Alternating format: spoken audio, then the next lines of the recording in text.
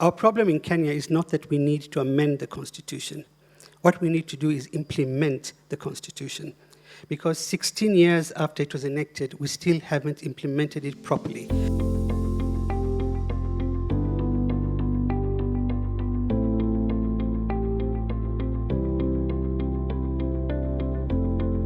Thank you so much, everyone, for being here. We're really excited to have this conversation and to engage on these really crucial issues with you and with our partners. I know we'll have a lot of really engaging conversations on issues that can frequently seem quite technical. At a time when questions of executive power and democratic accountability are deeply lived across our societies, this convening could not be more timely. As reflected in the program, this symposium invites us to confront the evolving relationship between term limits, constitutional design, and the political economy of public debt.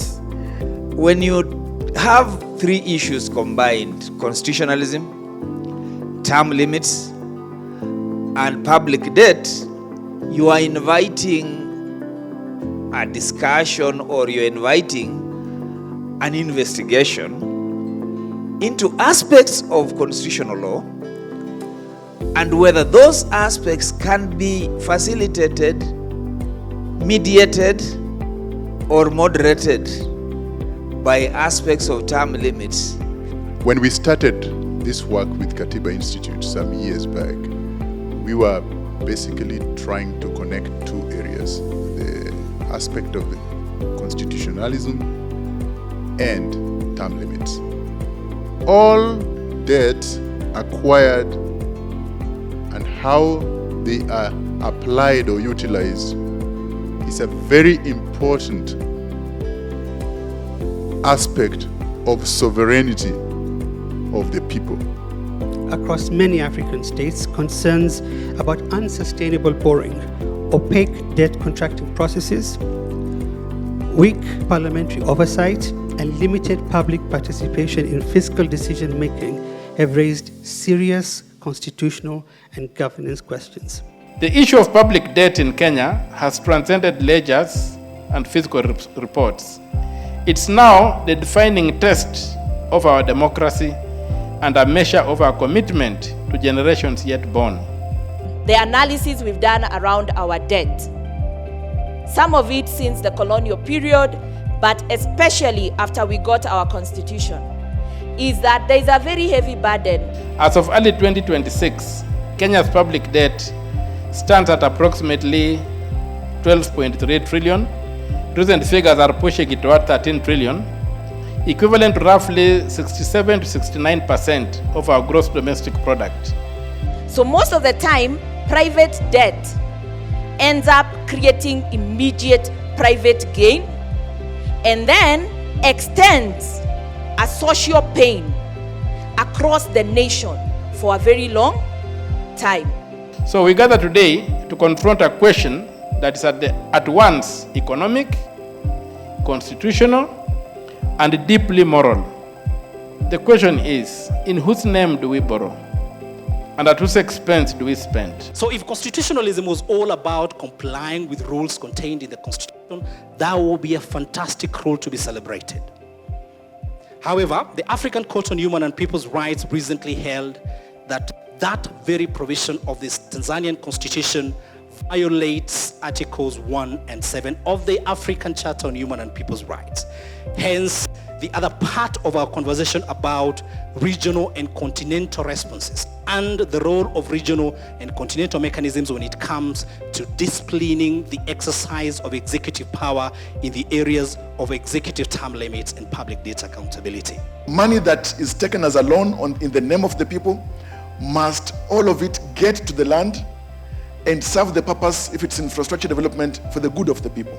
I think the issue of dedication and determination on fighting corruption and being blind to status, to class, and political favoritism is one thing that I think will help us move the governance cause forward. My question would be on the question of public debt. Somebody mentioned our public participation. If you look at the issue of debt quite critically, it is people borrowing and stealing what they've borrowed, and then now trying to find a way of continuing to be in power to protect how they've looted the country dry. Where is the place of public participation, and public to mean me, in debt? Because we always hear we have taken a new Eurobond, we have taken another loan from these other institutions, but we were not involved in the discussions of why we need this loan and should we take it. So where is the place of real public participation in the debt conversation? Thank you. Our colleague Jarvis's point about the legislature is really important, because we focus a lot on the executive and we assume if we change our leaders, we then change systems.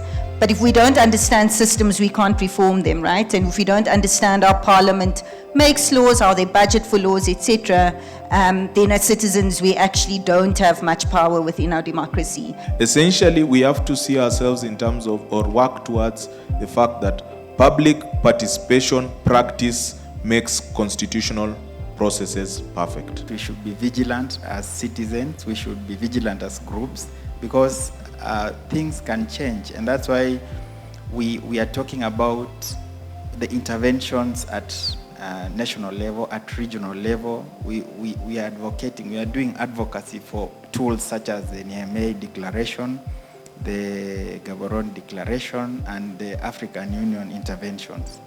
I want to draw from the earlier reflections where we said when we are looking at term limits conversations, it does not happen in isolation. And usually the journey towards interference with the term limits sometimes starts very covertly and very indirectly in a way that we may not understand, or we may not see that this is the end game. And I'll borrow from the BBI, the Building Bridges Initiative. For some, if you remember the agenda that was highlighted then, it's starting as a disputed elections or a contested election.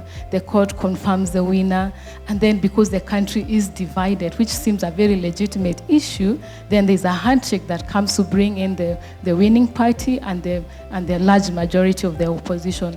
At that point, when we talk about in the language of national unity, bringing more representation on board, it's very easy to shape the narrative, even in the public eye, to remove from the idea of the protections, but to something that even seems extra legal. We want to bring the communities together. And just to finalize by giving an example of when I worked at the county in Makueni, apart from having a participatory way of making the budget, we also made sure that citizens followed the budget, its implementation, and they had committees which were able to follow each project, and you couldn't get paid if even the citizens that committee didn't itself sign to say that you had satisfactorily completed the work.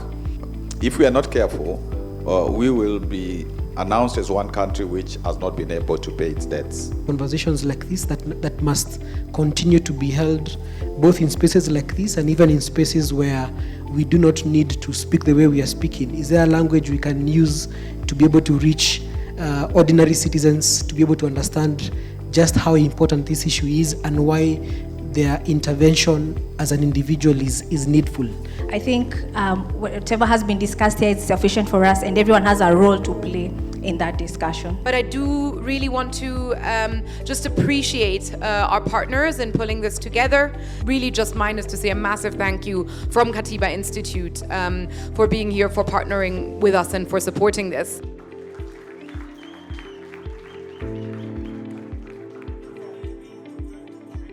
Thank you so much. Well done.